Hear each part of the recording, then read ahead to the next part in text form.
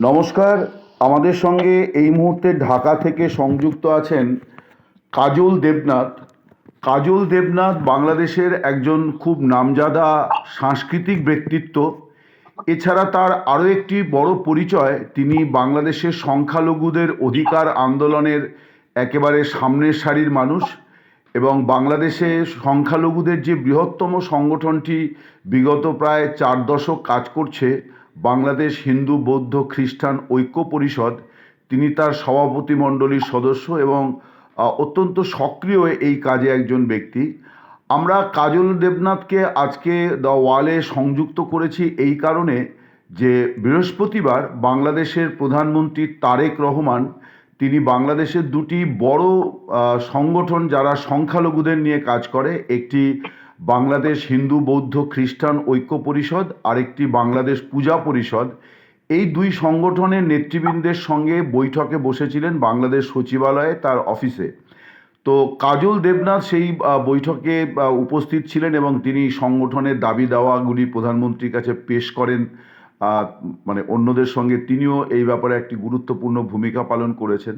আমরা একটু এই বৈঠক কেন, কিভাবে কি হলো এবং কি আলোচনা হলো, এগুলোই তার সঙ্গে কথা বলবো। মিস্টার দেবনাথ, আপনাকে দ্য ওয়ালে অনেক স্বাগত জানাই। আপনারা যে গতকাল বৈঠক করেছেন, আমরা সেই বৈঠক সম্পর্কে একটু জানতে আগ্রহী। তার কারণ বাংলাদেশে মানে বিগত যে অন্তর্বর্তী সরকার, সেই সময়কালে বাংলাদেশ থেকে যে খবরগুলি এপারে এসেছে, তার মধ্যে যেমন কিছু স্বস্তিদায়ক খবর ছিল, কিন্তু অস্বস্তি পীড়াদায়ক খবরই আমরা বেশি পেয়েছি, বিশেষ করে সংখ্যালঘুদের ওপর নিপীড়ন নির্যাতনের ঘটনা। তো আপনি যদি একটু বলেন যে এই বৈঠকে কি কথা হলো। নমস্কার। ওয়ালের যারা শ্রোতা এবং দর্শক আছেন সবাইকে এসে, বিশেষ করে অমল সরকার, আপনাকে অমলদা, আপনার সাথে আমার বেশ কিছু বছর জুড়ে এই সম্পর্ক আছে, আপনাকে ধন্যবাদ। সেই সাথে আমি ওয়ালকে ধন্যবাদ জানাচ্ছি যে আপনারা বাংলাদেশের সংখ্যালঘুদের বিশেষ করে সমস্ত বিষয়গুলোকে কভার করে প্রতিনিয়ত সংবাদ মাধ্যমে, আপনাদের সংবাদ মাধ্যমে প্রোগ্রাম করে যাচ্ছেন। সেই সাথে ধর্মীয় সংখ্যালঘুদের, বিশেষ করে হিন্দু সম্প্রদায়ের ব্যাপারটা আপনাদের একটা ফোকাল পয়েন্টে থাকে। সেই জন্য ওয়ালকে, এবং আপনি যেহেতু সেটা মনিটর করেন, মূলত অন্যতম মনিটর প্রধান আমরা সকলে মিলেই করি। আচ্ছা আচ্ছা, হ্যাঁ, সেজন্যই আমি প্রধানের জায়গায় অন্যতম শব্দটি বললাম, আমাকে ক্ষমা করবেন। আপনি ওয়ালের সবাইকে আমি ধন্যবাদ জানাচ্ছি, আপনাদের যে সংবাদ মাধ্যমের সাথে যারা সম্পৃক্ত আছেন সবাইকে। আর এখন বলুন, গতকাল আসলে একটু কারেকশন দিচ্ছি। প্রথমে আপনি যেটা বলেছেন একেবারে বিশাল সাংস্কৃতিক ব্যক্তিত্ব, আমি কিছু না, আমি খুবই ছোট মানুষ। আর গতকাল যে আমরা দেখা করেছিলাম সেটি হিন্দু বৌদ্ধ খ্রিস্টান ঐক্য পরিষদ ছিল না, পূজা উদযাপন পরিষদের পক্ষ থেকে গিয়েছেন, এবং আমি পূজা উদযাপন পরিষদের সভাপতি ছিলাম এবং অন্যতম প্রতিষ্ঠাতা ছিলাম। মানে যে কয়েকজন এটা শুরু করেছিলেন তাদের 1978 সালে আমি সেটার সাথে সম্পৃক্ত, অন্যতম মানে একেবারে প্রথম সারির যারা 2-4 জনে শুরু করেছিলেন তার মধ্যে একজন ছিলাম। তো সেই পূজা উদযাপন পরিষদের আমি এখন উপদেষ্টা, সেই হিসাবে আমি গিয়েছিলাম। সো ওই মিটিংটা হয়েছিল পূজা উদযাপন পরিষদ এবং তারেক রহমানের সাথে। বেশ। তো গতকাল যেটা গিয়েছিলাম সেটি আমাদের অ্যাকচুয়ালি নির্বাচনের পরে যেটি হয় সাধারণত,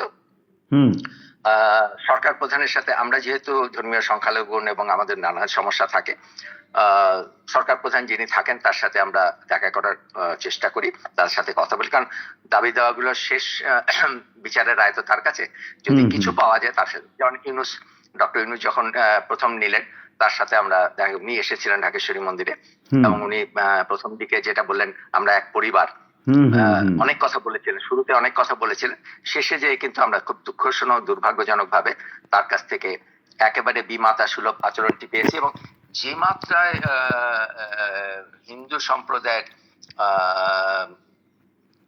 সবার উপরে যে নির্যাতন নিপীড়নটা নেমে এসেছিল, বিশেষ করে চাকরি বাকরি ব্যবসা বাণিজ্যের ক্ষেত্রে, একেবারে টোটালি দুর্ভাগ্যজনক। আমি কোনো তুলনা করতে চাই না, আমি এটা একেবারে মানে আপনি বলছেন যে অল্প সময়ের মধ্যে অনেকগুলি ঘটনা ঘটেছে। মানে আপনাদের একটা রিপোর্ট দেখেছিলাম যে 2024-এর 4 আগস্ট থেকে 15 আগস্টের মধ্যে 2000-এর বেশি ঘটনা ঘটেছে, মানে আক্রমণ, নিপীড়ন, হত্যা, শ্লীলতাহানি, ধর্ষণ। এগুলো তো ছিল, যে তার সাথে যে ব্যাপারটা ছিল মানে একটা কথা থাকে না, চাকরি বাকরি প্রমোশন সব বন্ধ হয়ে গিয়েছিল। ঠিক এবং ঠিক ঠিক। এবং বহু মাঝপথে বিশ্ববিদ্যালয়ে বসিয়ে দেওয়া হলো, সংখ্যালঘুদের অনেককেই মাঝপথে চাকরি থেকে বসিয়েও দেওয়া হয়েছে, আমরা পরপর রিপোর্ট পেয়েছি চাকরি থেকে এরকম। বসিয়ে, হ্যাঁ একেবারে, মানে আমি এক কথায় যদি বলি ঝেঁটিয়ে বিদায় করা যেটা বলে, হুম আমি খুব হুম হুম দুঃখের হুম সাথে হুম শব্দটি ব্যবহার করছি, সেভাবে বিদায় করা হয়েছিল, হুম মানে শুধুমাত্র নামগুলোর কারণে। হুম সেখানে তার পরবর্তী পর্যায়ে ব্যাপারগুলো আমরা বলতে চাই না, একটা দুঃস্বপ্নের একটা দুঃস্বপ্নের জগৎ সময় গেছে। হুম তো তারেক রহমান যেহেতু তারপরে নির্বাচন এলো, নির্বাচনে বিএনপি 2/3 মেজরিটি পেয়ে এসছে, সুতরাং স্বাভাবিকভাবে তার কাছে আমাদের যাওয়ার কথা। এবং হুম নির্বাচনের ব্যাপারেও যে বিষয়টি ছিল, হুম আহ, একটি একটি কথা তো আছে, ধর্মীয় সংখ্যালঘুরা বিশেষ করে হিন্দুরা আওয়ামী লীগকে ভোট দেয়, হুম নৌকাকে হুম ভোট হুম দেয়, কেন দেয়, কেন দেয়, কেন দিত, সেই বিষয়ে আমি যাব না, যেটি বাস্তব সত্য। বঙ্গবন্ধু, মুক্তিযুদ্ধ, সবই তো আছে। হুম মুক্তিযুদ্ধে 1 কোটি মানুষের ভিতরে 90 লক্ষ হিন্দু সম্প্রদায় রিফিউজি হয়ে গেছে, অনেক বাস্তবতা আছে, হুম তাই না? হুম হুম হুম এবং সেই পুরোনো দিকে যেতে চাই না। তো এবারের নির্বাচনে মূলত দুটি শক্তি ছিল, হুম একটি বিএনপি বিএনপি বিএনপি জোট, আরেকটি জামাত ঠিক এবং ঠিক। এনসিপি জোট। এনসিপির কাছে যে প্রত্যাশাটি ছিল জনগণের, হুম হুম সত্যি হুম কথা বলতে কি, এটা আমি বলতে চাই, এনসিপির কাছে যে প্রত্যাশাটা ছিল, সেই প্রত্যাশাটা ছিল তারা একটি বৈষম্যহীন সমাজ ব্যবস্থার কথা বলেছিল, ঠিক। এবং প্রথমে কোটা দিয়ে শুরু করেছিল বৈষম্যহীন সমাজ ব্যবস্থা। এই হুম বৈষম্যহীন সমাজ ব্যবস্থা যদি করতে হয়, বুকে যদি এই ট্যাগ লাগাতে হয়, তাহলে পরে ঠিক। সে পথে হাঁটতে হয়। অত্যন্ত দুর্ভাগ্যের সাথে বলতে চাচ্ছি, এটা এটা আমাদের আরেকটি ক্ষোভের কষ্টের ব্যাপার, তারা সেই পথে চলেনি। হুম হুম পথটা হুম তারা আমাদের বিবেচনায় পথটি সঠিক ছিল না, এবং হুম সেই কারণেই তাদের প্রতি আস্থার জায়গাগুলো কমে গেছে। আমি সাধারণ পাবলিকের বলছি। হুম আবার বিগত সরকারের, ইউনূস সরকারের আগে যে বিগত সরকার 17 বছরে যারা ছিলেন, হুম তাদের বিষয়ে আহ, অনেক কথা বলা যায়, সেখানে আমি যেতে চাইছি না। হুম ফলে এই দুটি শক্তির মধ্যে একটি বিএনপি জোট, হুম আরেকটি হলো জামাত জোট, হুম হুম এনসিপি, জামাত এনসিপি জোট। তো ঠিক। সেখানে যেহেতু এনসিপি জোট এবং এরা প্রথম থেকে সংবিধান ছুঁড়ে ফেলে দেওয়া এটা ওটা বলছিল, আর বিএনপির একটি কথা আছে যে মুক্তিযুদ্ধের তার বিষয়টি আছে। আমাদের একটি কথা যেটি আমরা সবসময় বলেছি, এটি হিন্দু বৌদ্ধ খ্রিস্টান ঐক্য পরিষদ, ইভেন আওয়ামী লীগের আমলেও আমরা একটি কথা বলতাম, হুম বহু আওয়ামী লীগ নেতার বিরুদ্ধে আমরা স্টেটমেন্ট দিয়েছি, তার বিরুদ্ধে এটি বলেছি, তাকে আমরা ভোট দেব না। হুম হুম হুম কারণ সে ধর্মীয় সংখ্যালঘু, মানে হিন্দুদের বিপক্ষে অনেক একের নাম ধরে ধরে বলছে, এবং হুম সেটি শেখ হাসিনার কাছে আমরা বলতাম, একেবারে হুম বলতাম, ওনাকে মুখে বলেছি যে হুম একে আমরা ভোট দেবো না। হুম আমাদের একটি অবস্থান ছিল, যারা আমাদের পাশে দাঁড়ায়, হুম যারা আমাদের আহ, যারা মুক্তিযুদ্ধকে ধারণ করে, হুম আমাদের ধর্মীয় যে বিষয়টি আছে, ধর্মনিরপেক্ষ থেকে আত্মায় ধারণ করে, হুম এবং সামনের মুক্তিযুদ্ধকে সামনে নিয়ে এগোতে চায়, এবং আমাদের পাশে দাঁড়ায়, তাদের পক্ষে আমরা থাকবো। বেশ। এবার স্বাভাবিক কারণে, এইবারের যে অবস্থাটি ছিল, স্বাভাবিক কারণে দুটি পথ ছিল, দুটি পথের মধ্যে বিএনপি জোট অপেক্ষাকৃত আহ, একটি মুক্তিযুদ্ধের সপক্ষের শক্তি ছিল। স্বাভাবিকভাবে আমাদের ভোটের ব্যাপারটি সেদিকে গেছে, এবং হুম একটি এটি অস্বীকার করার উপায় নেই, তারেক জিয়াও সেদিন বলেছেন, হুম তিনি নিউজে কালকে বলেছেন যে আমাদের সম্প্রদায়ের ভোট তাদের জয়ে মানে উনি উনি মুখ্য কি ভূমিকা উনি পালন ধন্যবাদ করেছে। ধন্যবাদ জানিয়েছেন হিন্দু সম্প্রদায়কে, তাই যে বিএনপি কে ভোট দেওয়ার জন্য। অ্যাকনলেজ করেছেন, ঠিক অ্যাকনলেজ ঠিক করেছেন। ঠিক ঠিক। তো আমি এবং তার সাথে আরো কথা, রাজনৈতিক নেতার তো অনেক কথাই থাকে, হুম সে কথাগুলো আমরা যে কারণে গিয়েছিলাম, যে আমরা বলেছিলাম যে ওনার সাথে আমরা দেখা করতে, খালেদা জিয়া মারা যাওয়ার পরে আমরা ওনাকে শ্রদ্ধা জানাতে গিয়েছিলাম, সেই হুম সময় 1 ঘন্টার মতো আমাদের দেখা হয়েছিল, হুম সেটি সবাই মিলে গিয়েছিলাম। পরবর্তী পর্যায়ে তখনই আমরা বলেছিলাম আপনার সাথে আমরা দেখা করতে চাই। হুম তো সেই উনি মানে দায়িত্ব গ্রহণ করার পরে এটি ছিল, আমরা অ্যাপ্রোচ করেছিলাম, এবং ওনার তরফ থেকে সেই শুভক্ষণটি ছিল গতকাল আমরা মানে খুব দ্রুতই শর্ট নোটিস। দ্রুতই হলো, কারণ সরকারের বয়স তো এখন সবেমাত্র দেড় মাস মতো হয়েছে আর কি। হ্যাঁ, মানে সেদিক থেকে সেদিক যথেষ্ট থেকে দ্রুতই সময় দিয়েছেন আর কি। এবং সেদিক থেকেও আমি ওনাকে ধন্যবাদ জানাই, যে মাননীয় প্রধানমন্ত্রী তারেক জিয়াকে ধন্যবাদ জানাতে চাই যে তিনি আমরা চাওয়ার সাথে সাথে তিনি সময় দিয়েছেন, রেসপন্ড করেছেন এবং দিয়েছেন। এবং গতকাল আমরা 1 ঘন্টার উপরে তার সাথে কথা বলেছি, আমরা ভাবিনি এতক্ষণ কথা বলবেন। এবং একটা বিস্তারিত কথা হয়েছে, আমাদের সমস্ত বিষয়গুলো নিয়ে আমরা কথা বলেছি এবং খুবই প্রাণবন্ত একটি আলোচনা হয়েছে। এবং তিনি, আমরা একটা কথা বলি না, আপনারাও বলেন আমরাও বলি, ধৈর্য ধরে শুনেছেন। আমি ধৈর্য কথাটি বলবো না, আন্তরিকতার সাথে শুনেছেন। আমি বলতে চাই তারেক জিয়া অন্তত আন্তরিকতার সাথে প্রতিটি কথা শুনেছেন এবং কথার ফাঁকে ফাঁকে উনি ইন্টারাপ্ট করে আমাদেরকে বলেছে যে ঠিক আছে। সাধারণত ইন্টারাপ্ট করলে প্রধান ব্যক্তিরা সাধারণত নেগেটিভলি কথা বলে, হ্যাঁ তোমরা এইটুকু বলছো কেন, এইটি কেন বলছেন, কিন্তু তা না, এখানে তিনি সাপ্লিমেন্ট করতেন। আমরা একটা কথা বলছি, সেক্ষেত্রে সাপ্লিমেন্ট করে পজিটিভলি রিয়াক্ট। আচ্ছা আচ্ছা, তার মানে আপনি বলছেন যে দাবি দাওয়া পেশ করলে সাধারণভাবে সরকার প্রধান বা পদাধিকারীরা অনেক সময় কোনো একটা বিশেষ দাবির ক্ষেত্রে বিরক্তি প্রকাশ করে বা মুখের ওপর না বলে দেয়, কিন্তু উনি সেরকম কিছু করেননি। উনি শুনেছেন এবং বলেছেন যে এটা উনি দেখবেন আর কি, মানে মুখের ওপর না করে দেওয়া বা বিরক্তি প্রকাশ করা যে এমন দাবি কেন করছেন, এরকম পরিবেশ ছিল না, এটা আপনি বলতে চাইছেন? আমি যেটা বলতে চাইছি, পুরো আলোচনাটাই অত্যন্ত প্রাণবন্ত, সুখকর এবং তিনি ইন্টারঅ্যাক্টিভ থাকে না, ইন্টারঅ্যাক্টিভ এবং সেটা পজিটিভ ইন্টারঅ্যাক্টিভ। আচ্ছা, সেটি আমি বলতে চাইছি। বুঝতে পেরেছি। তো আপনাদের দাবি দাওয়াগুলোর কিছু আমি যেগুলো মৌলিক বড় দাবি অনেকদিন ধরে আপনারা লড়াই করছেন, যেগুলো আমরা জানি যে আওয়ামী লীগের ইস্তাহারে ছিল কিন্তু বাস্তবায়িত হয়নি, যেমন সংখ্যালঘু মন্ত্রক, সংখ্যালঘু সুরক্ষা কমিশন, তারপরে অর্পিত সম্পত্তি উদ্ধার করে সংখ্যালঘুদের ফিরিয়ে দেওয়া। তার জন্য তো আওয়ামী লীগ সরকার একটা আইনও করেছিল, কিন্তু আমি যতদূর জানি সেটা বোধহয় বাস্তবায়িত হয়নি। তো এই প্রসঙ্গগুলো কি এলো গতকালের আলোচনায়? একেবারে আমি প্রতিটি পদে পদে মানে প্রতিটি পয়েন্ট ধরে ধরে আমরা কথা বলেছি। ওনাকে প্রায় 9টি পয়েন্ট ধরে আমরা কথা বলেছি, ওনাকে একটা লিখিত দিয়েছি এবং লিখিতের সাথে আমাদের বিষয়গুলো বলছি। আমি যদি আপনাকে খুব সংক্ষেপে বলি তাহলে বোধহয় উত্তরগুলো দিয়ে দেবেন। যে যেমন আমরা আপনি যে কথাগুলো বললেন যে ডেফিনেটলি আমরা সব দলের কাছে, কিন্তু আমরা রাজনৈতিক দলের কাছে সবসময় বলতাম আমাদের 8 দফা দাবির কথা। প্রথমে ছিল 5 দফা, তারপর 7 দফা, তারপর 8 দফা। আমি বছর ধরে বলতে আমরা এটা ধারাবাহিক ভাবে 5 দফা, 7 দফা, 8 দফা আমরা, এবং ইউনিট সরকারের কাছে আমরা 8 দফা দিয়েছিলাম। সুতরাং স্বাভাবিকভাবে ওনার কাছেও আমরা 8 দফা নয়, আমরা ভেঙে ভেঙে সব কথাগুলো বলেছি। মূলত যে কথাগুলো এসেছে সেটা হলো মোটা দাগে যেটা সংখ্যালঘু সুরক্ষা আইন প্রণয়ন, জাতীয় সংখ্যালঘু কমিশন এবং সংখ্যালঘু মন্ত্রণালয়।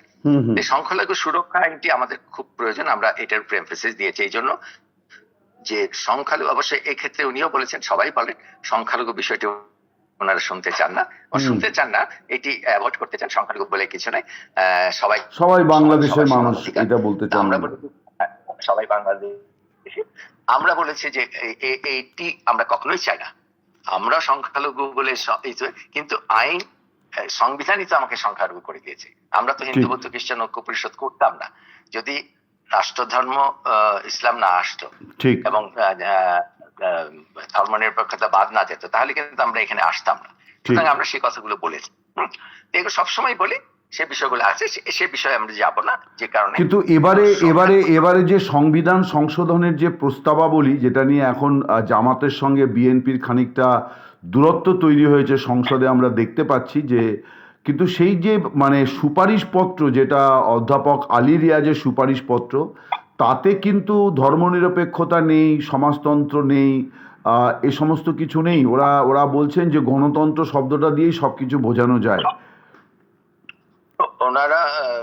ফলে এক্ষেত্রে তো বিএনপি সরকারকে সিদ্ধান্ত নিতে হবে যে ধর্মনিরপেক্ষতা শব্দটি থাকবে কি থাকবে না। এটি তাদের পঞ্চম সংশোধনীতে, মানে বিএনপির পঞ্চম সংশোধনীতেও ছিল না। আমরা সেখানে যাচ্ছি না। আমরা পঞ্চম সংশোধনীতে ধর্ম নিরপেক্ষতা বাদ গেল। জেনারেল জিয়ার সময়তে যে সংশোধনীটা হয়েছিল, হ্যাঁ আমি বলছি পঞ্চম জেনারেল জিয়া, অষ্টম হলো জেনারেল এরশাদ, অষ্টমে রাষ্ট্রধর্ম ইসলাম এলো, পঞ্চদশে শেখ হাসিনা যে সর্বশেষ করলেন সেখানে আসলো ধর্মনিরপেক্ষতা ফিরে এলো আবার, ধর্মনিরপেক্ষতা ফেলো, কিন্তু রাষ্ট্রধর্ম ইসলামই রইল। কিন্তু আমি আপনার কাছে যেটি বলছি বিষয়টা হচ্ছে এটা একটা পঞ্চদশে শেখ হাসিনা যে সব, এটা একটা খিচুড়ি সংবিধান। একদিকে রাষ্ট্রধর্ম আছে, আবার 12 নম্বর অনুচ্ছেদে রাষ্ট্র ধর্ম নিয়ে কোনো পার্টিশন হবে না। দ্যাট ওয়াজ খিচুড়ি, একটা সাংঘর্ষিক। তা আমরা ওখানে যাই না, আমরা এগিয়ে কালকে যে কথা। তো সুরক্ষা আইনটা আমার ভীষণভাবে প্রয়োজন, যে আসলে মাইনরিটির উপরে যে নির্যাতন নিপীড়ন গুলো হয়, যেমন নারী শিশুর ক্ষেত্রে আমাদের দ্রুত বিচারের ব্যবস্থা আছে। এই ধর্মীয় সুরক্ষা আইনটা হলে পরে হয় কি, সংখ্যালঘু সুরক্ষা আইন, তাদের জন্য একটি বিশেষ আইন থাকে এবং আমরা তড়িৎ গতিতে বিচার পেতে পারেন আপনারা সেক্ষেত্রে। এটি আমাদের প্রত্যাশা, সেই জন্য আমরা এই কথাগুলো বলছি।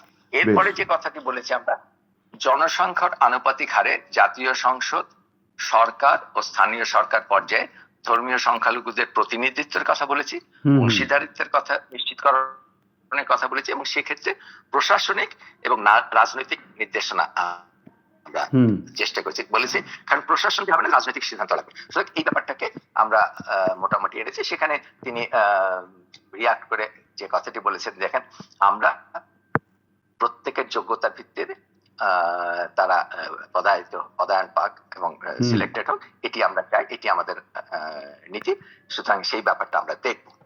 তখন আমরা বলেছি যে দেখেন এই কথা যেমন বলছেন, কিন্তু এই মুহূর্তে কিন্তু সেই আমরা এটি বলছি, একজন সচিবও নেই, একজন সিনিয়র সচিব নেই। প্রাসঙ্গিক ভাবে কথা উনি যেমন বলেছে, আমরাও কিন্তু এই কথাগুলো বলেছি। বিশ্ববিদ্যালয়ের সিনিয়র টিচার যারা ভিসি নেই, একজন নেই, এই বিষয়গুলো ছিল, একদম নেই। প্রশাসনিক শীর্ষ পর্যায়ে ছিল, সেইগুলো নেই। এটা বলার পরে বলছি ঠিক আছে, আমরা বিষয়টি দেখবো। তবে একই কথা বলতে চাই, আমরা চেষ্টা করব যোগ্যতার ভিত্তিতে, ধর্ম নয়। আমরা প্রথম কথাটা, আমরা সবাই বাংলাদেশী, এবং এইটার উপরে এমফাসাইজ। একটা বিষয় লক্ষ্য করলাম, গতকাল আপনাদের বৈঠক চলাকালীন একটি বিজ্ঞপ্তি জারি হলো নাসমুল গনি মন্ত্রী পরিষদ সচিবের তরফে। সেটি হচ্ছে যে বিজন কান্তি সরকার, তিনি বাংলাদেশের একজন সাবেক সচিব, তাকে দেখা গেল যে প্রধানমন্ত্রীর দপ্তরে হিন্দু, বৌদ্ধ, খ্রিস্টান এবং ক্ষুদ্র নৃগোষ্ঠী বিষয়ক বিশেষ সহকারী নিয়োগ করা হয়েছে প্রতিমন্ত্রী পদমর্যাদায়। তো এই যে সিদ্ধান্তটি, এরকম প্রধানমন্ত্রীর দপ্তরে এরকম কোনো সহকারী কি অতীতে কখনো ছিলেন, বা এই সিদ্ধান্তটাকে আপনারা কিভাবে দেখছেন? এইটি নিয়ে আমরা কথা বলেছিলাম এর আগে, এবং উনি এই সিদ্ধান্তের কথাটা আমাদের সামনেই প্রথম, এবং বিজনদা আমাদের সাথে ছিলেন। উনি জিজ্ঞেস করলেন, আমাদেরকে বললেন যে আমি তো একজনকে নিয়োগ দিয়েছি, এবং সে এই বিষয়গুলো সব দেখবে এবং আমাদের কাছে আনবে। তখন বলে ওনাকে দেখাবে। তো আমরা বললাম যে ব্যাপারটা আমাদের পরিষ্কার না। বলে যে কেন আপনারা জানেন না? আমি বললাম না, কি জানবো আমরা। তো বিজনদাকে উনি বলছে, আপনি কিছু জানেন না? বললেন না স্যার, আমি তো কিছু জানি না। তখন ওনার সেক্রেটারিকে ডাক্তার ডেকে বললো, কি তোমরা কি ওনাকে জানাননি? সবাই একটু, তখন উনি বললেন যে ওনাকে আপনাদের দায়িত্ব প্রাপ্ত আধিকারিক হিসেবে, এবং ওনার কাছে আপনাদের বিষয়গুলো ওনার কাছে, তখন আমরা খুব খুশি, ওনাকে অ্যাপ্রিশিয়েট করলাম, কংগ্রাচুলেট করে। এবং ওখানে that was the news for us, not only for us, এটি বিজনদার জন্য একটা নিউজ ছিল। তো আমরা কথাবার্তা বললাম বিজন কান্তি সরকার। এইরকম একটি পদ বোধহয় বাংলাদেশের প্রধানমন্ত্রীর দপ্তরে অতীতে কখনো ছিল? মানে আপনারা তো অনেকদিন এরকম না, মন্ত্রী ছিল, কিন্তু এই মাত্রার পদ, যে কথাটা আমরা বলছি সবসময়, একটি উইন্ডো লাগে, যে দরজা লাগে, যে দরজা যে আমাদের বিষয়গুলোকে আমরা নিতে পারি, মানে সেইটা অন্তত একটা সূচনা হলো আর কি, মানে একটা অন্তত ডোর ওপেন হলো, যে যেখানে গিয়ে আপনারা আপনাদের কথাগুলো বলতে পারবেন। কারণ প্রধানমন্ত্রীর সঙ্গে তো সবসময় তার সঙ্গে যোগাযোগ করা সম্ভব হবে না, স্বাভাবিক, তার তো অনেক ব্যস্ততা। আপনি ভালো থাকুন, বাংলাদেশের মঙ্গল হোক। নমস্কার।